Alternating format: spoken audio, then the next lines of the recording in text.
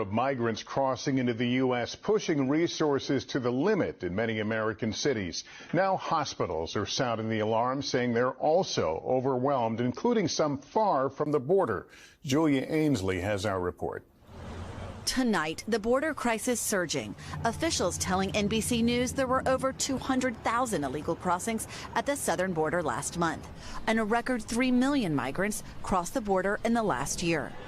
Now, a new warning 1,000 miles away in New York City, where officials tell us resources are overwhelmed.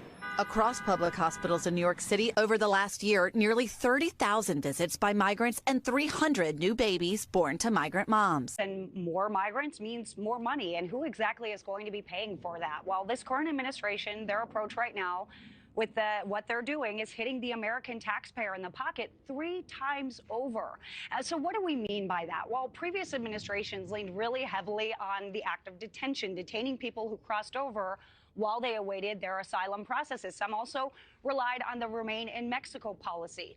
That's not happening right now. Right now, these individuals are not waiting in detention while their process plays out. Rather, they're being released into the country, and the community is surely feeling it at this point. So right now, what our sources are telling us is that Border Patrol is spending over $100 million every month to operate these soft-sided facilities across the southern border that we're seeing. Now, these are temporary processing facilities that are popping up. News Nation has been able to independently confirm that one expansion in El Paso alone to one of these facilities cost the government over $1.9 million. But what's more here is the operational cost just to operate these facilities. Sources in Yuma alone, they're saying that it is an astronomical $500,000 a day to operate 2 of their soft-sided processing facilities. Now, after they're released from those facilities, the majority are going to go over to an NGO, a non-government organization, which is supplemented by FEMA. Of course, that comes from taxpayer dollars. Well, the agency made more than $363 million available in the last fiscal year to respond to the migrant crisis. Over $35 million of that went to faith-based charities, the majority being Catholic charities, and about $11 million went to a Yuma World Hunger Task Force. Now, the NGO will then release those individuals and sends them to their city of their choice. A lot of them are these sanctuary cities like New York and Chicago. FEMA sent over $100 million that went to New York City, $19 million went to Illinois Department of Health, and another $10 million went directly to the city of Chicago.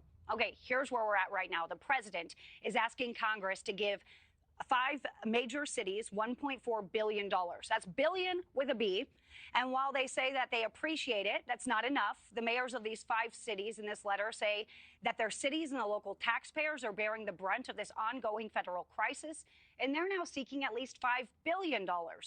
Now, a retired sector chief in Yuma that I spoke with says that the fact that the mayors didn't actually offer any solutions to the influx of illegal immigration that we're seeing, but they asked for more money to assist those that are continuing to come, is like a Band-Aid on a bullet wound.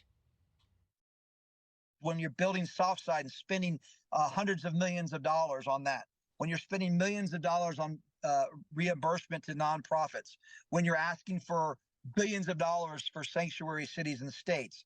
I mean, those are all buckets to help bail out water, but they won't fix the hole in the boat.